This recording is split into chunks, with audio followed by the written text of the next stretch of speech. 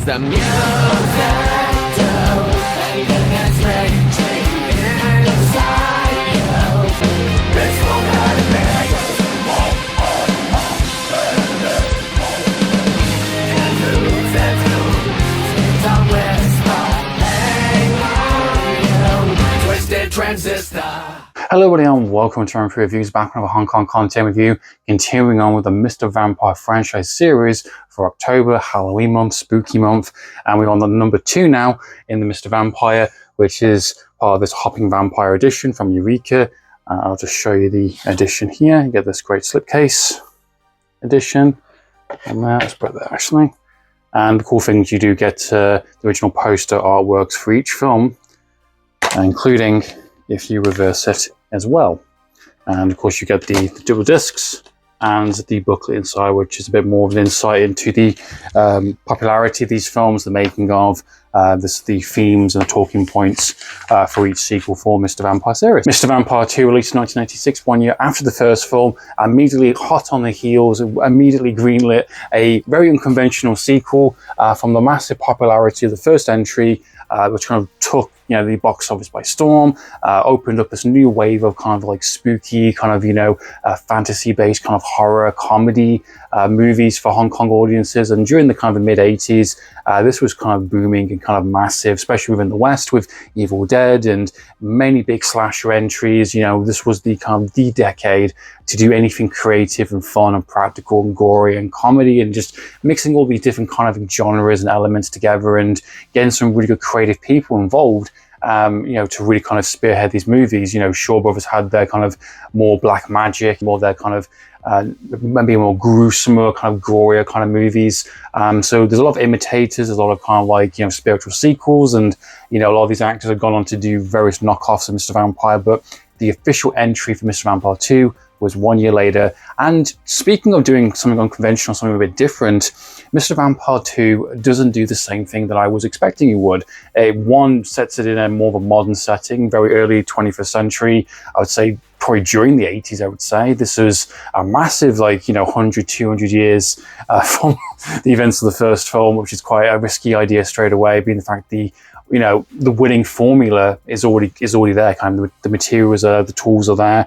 Why change it? Why alter it so drastically from more of a modern kind of setting? And I think the idea is actually pretty goddamn good. And it kind of goes around saying it's nowhere near as good as the first film. And it's hard to compare it really ultimately, because the first film was such a effective of the formula. They had 2 previous movies beforehand with Spooky Encounters with Sammo Hung, and then you had The Dead and the Deadly. This was the 3rd iteration of that type of idea, and kind of Sammo Hung kind of producing these films as well. So you've had 2 cracks already at it, and so Mr. Vampire was the perfect natural kind of successor to those 2 films. And they had the formula down, it had the characters, the world, the mythology, and it knew exactly the right level of kind of horror, practical effects, really kind of, wacky kind of characters, grounded material, also dark comedy, like slapstick comedy. It had all the elements really well, and it made for a really entertaining film. Mr. Vampire 1 is a great first entry, and it makes sense they want to capitalize it and kind of do more with it. The storyline for Mr. Vampire 2 is set within the early 21st century, during the 80s, I believe, just down to the technology and the vehicles and the references during that time. We're following 3 archaeologists, characters during the start of the film. They come across this cave, and they come across the corpse of this kind of vampire kind of family. There's a very interesting kind of like setup there kind of thing. They're trying to find some rare kind of items and jewels and stuff, and they come across these corpses. One is been left kind of standing within a door between a previous priest back in the early days, 100 years in the past, which is a really cool idea. And you've got the child and you've got the mother character having the kind of talisman kind of like seal on their forehead. That idea, that image by itself, I think is really cool. The fact that kind of stumbling across this kind of burial site, where this kind of battle happened, hundreds of years ago, with this old priest that's basically managed to stop both the families, in their tracks, which I think is quite a unique kind of setup straight away. I think it's quite unique, and definitely something that could have been maybe touched upon or maybe kind of commented on maybe within further sequels. You could do like a prequel entry leading up to that. However, these films, as I know, as they go along, become more silly, a lot more kind of comedy. The comedy's a lot more of a focus on the horror element. So maybe not. It's good for a kind of new audience to kind of tap into. You don't have to rely on watching the first film. This is very much a deliberate sequel in the sense of, hey, look, many people might have skipped out on the first one, and we're targeting a much younger generation, a much younger crowd. We need to go into a modern approach, the 80s. Let's like introduce the kind of the world of kind of the hopping vampire kind of craze, ramp up the kind of comedy more, ramp up some of the kind of more mystical elements, and we'll do more slapstick. We'll do a little bit more of a set pieces this time around, and we'll take a few risks in terms of where the story goes, and fish out of a water kind of situation, similar to the vampires as well. You know, waking up into this world, don't know what's happening, what's going on, but they are still creatures, they are still kind of evil entities, and you've got hilarious ensues that does happen and take place in the film. And I think the initial first portion of that idea, I think, is actually really clever and really fun and really goddamn funny. You've got a lot of returning characters as well coming back. You've got Billy Lau in the film, which is the play the cop character in the first entry. He was really, really funny in that first film, playing the kind of the sleazy kind of like, you know, cop that wants to get with, Lee's character, and he plays a different character this time around. And he has a really good, funny introduction to the vampires, and he's kind of messing around with them a little bit. And I like when they mess with the kind of the talisman kind of paper, swapping between different kind of vampires, and by swapping it, one gets woken up, so you have to kind of alternate between the two. And the choreography, the comedy, the way it's kind of set up, I think is actually really funny, really charming, and I think it has just the right level of kind of slapstick and just keeping the energy going, keeping that kind of, you know, the rhythm going. And through this, you get to see some of their abilities at play in establishing some of the lore and some of the mythology that's been set up already. As mentioned, you have this really oddball kind of, you know, vampire family dynamic where the kind of the kid vampire gets separated from the parents and has this weird kind of separate adventure, kind of on and off screen, essentially, kind of leads into the third act of the film later on, where basically the kid is, representation-wise, is basically E.T. and referred to as OK Boy, and is not really an evil kind of like, you know, blood-sucking vampire. He's just a kid that happens to be a vampire across this other family, and becomes a part of them for a little bit, you know, has this kind of really kid adventures, and it's set up basically as an E.T. kind of rip-off. Surprisingly, it doesn't actually play it up too much. It have basically a small section of the film during the start where basically introduces where the kid is and what it's up to, and it's basically being looked after by these other two kids, and it kind of pays off that element towards the third act of the film where it kind of comes full circle. I actually don't mind that. It's very minuscule, it's very small. Would you want to see our hero characters kicking the shit out of a vampire kid? I mean, yeah, maybe. Maybe they do it in the later sequels, I'm not too sure, but I definitely think there's a bit of we've got a cool idea for a poster, but we don't know how to fully use this kid and make sense and make it work without taking away some of the attention and some of the kind of comedy and the more risky kind of stunts and stuff that happens later on. So it makes sense. And as mentioned, you have a few returning characters coming back from the first one, playing different characters. Of course, you got Moon Lee. It's a very small kind of supporting role, barely in the film, I would say, just as a kind of like a girlfriend love interest, you know, kind of a blink and you'll miss it kind of role. I say, a bit of a shame really, because I know she's capable of so much better. And I think she's got an even smaller role in this film compared to what she did in the first film. And of course, you got our returning favorite talisman priest, Lam Chi-ying, returning back, playing the ancestral kind of version of his character in the first film, which has a kind of like, you know, a clinic kind of shop and has all these kind of, you know, potions and medications. And once he kind of realizes there's a kind of vampire bite that happens on one of the archaeologist characters that comes in, he kind of immediately kind of takes out his gear, his kind of swords and his books, old books that's been passed down to him. He's fully realized what's going on. There are vampires in this world, and he is kind of ready to step up, essentially. One of the interesting things about this is that, you know, in terms of the setup, this idea of being set 200 years after the first film, being the fact that there's a kind of like an ancestral line, they don't treat it like a legacy kind of sequel. This is very much not a Western approach. It's very kind of casual, and this character just basically knows what to do, has the materials, and just ready to kind of step up and ready to kind of go into this role. And I like the fact he's not kind of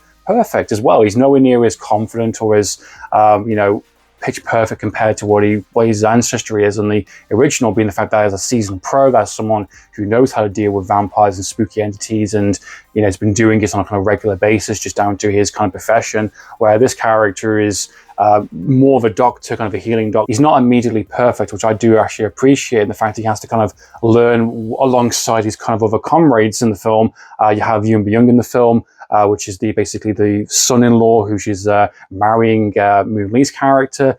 He's a great addition to the film. He's basically one of the replacement characters from the original. Young Byung has great chemistry with Jung Ji-young's character. He has great on-screen presence. He has great fight sequences, great timing with some of the comedy, and he has a full-on sequence within the kind of location where the archaeologists are, essentially, where they have this spill of called retard kind of mustard gas or something, and they all have to go super slow-mo. It does go on for a little bit too long. I would say in terms of the comedy, in terms of how it's presented, it's not as full-blown slapstick as I would have expected. That definitely is in places for sure. It's nowhere near the level of like something like The Dead and the Deadly is, where it's just nothing but that, essentially. I definitely think it has some kind of more subtle, more quieter kind of, jokes and gags, which I do appreciate. The one with, basically him unlocking the door. Yes, oh, a German 1953. I know, just with the tool, just to unlock that. That's really funny. I think some of the setups and what they do with him, especially with some of the slow-mo stuff, I think most of it actually does work quite well, and I actually was laughing quite a bit. It does go on for a bit too long. I think it is an overextended gag. However, I think they make good use of the location. I think that kind of stuff I actually do quite appreciate, and the fact there is a sense of world building and mythology, and there is some rules that have been set in place, and what affects a kind of hopping vampire versus what doesn't, and this idea of fire would do it, but gunplay won't do anything. And I like the kind of the reactions to the police which get involved in the situation, which I think is really funny. And I think all their kind of dialogue and all their kind of reactions to this, I think, is just pure gold and just really silly. 皇帝啲就先講啦，我施咗洪金寶早年深入陰府，搞到鬼打鬼，而家回到人間實行人嚇人，舊年捉到隻僵屍先生，至於在下我大名林正英，林正英成官。I'll leave some of the best moments of the film itself, but there definitely is some escalation, which I did appreciate, which I wasn't really expecting as well. And I like the fact they are, again, don't know what they're doing. They're just kind of using the tools they've got. Overall, Mr. Vampire 2, I definitely think is a much more of a riskier sequel. It's not trying to do the same things twice, which I do appreciate the fact it is doing something a bit more out the box, a bit more of a fish out of water situation. It's not relying too much on the formula of the first one during its kind of time period. It is doing much more of a comedy focused, definitely ripping off a few other movies in the process, with E.T. of course, having a risky idea of the hopping vampire family, which I think just about works. I think, surprisingly, there is some kind of comedy in there which I was laughing at. Wacky kind of fun ideas, which I think for the most part do work. It doesn't go too overboard. Some do go on a bit longer than they should do in terms of the set pieces. However, I do think it's all in good fun and good spirit, and I do think some of the more subtle humor and gags and the jokes land a little better than some of the more over-the-top stuff does. I definitely think it has more of a budget, more of an escalation in terms of some of the vampires jumping on cars, and it has explosions, it has fire and practical effects, and it has a lot of returning actors from the first film in different roles this time around. You've still got the base kind of ideas of the talisman, the rules of what these vampires are and how to stop them. One of the things that Mr. Vampire 2 does so well, I think it has a really good pacing. I think it is a really fast film for an hour and a half. I barely felt that run. The only thing negative I would say about the film in terms of the sequel is the kind of much punchline, open-ended nature of the ending of the film, where it kind of leaves on a kind of a punchline gag, which I think is funny, and I think it's very fitting to the film. And I was wondering if they were going to address that, and they did address it in the film. However, you're probably not going to get a continuation of that storyline. You're probably not going to see what happens to those characters. You're probably not going to know what happens to certain things left over in terms of the story. But at the same time, do you really care? Are you really invested? Do you want to see a continuation of that whole idea? Maybe they'll address that and acknowledge that within Magic Cop. I don't know. Is that a worrying factor to the film? Probably not. Let us know your thoughts and opinions. Please comment down below. So in time goes, Amphlett Reviews, signing out.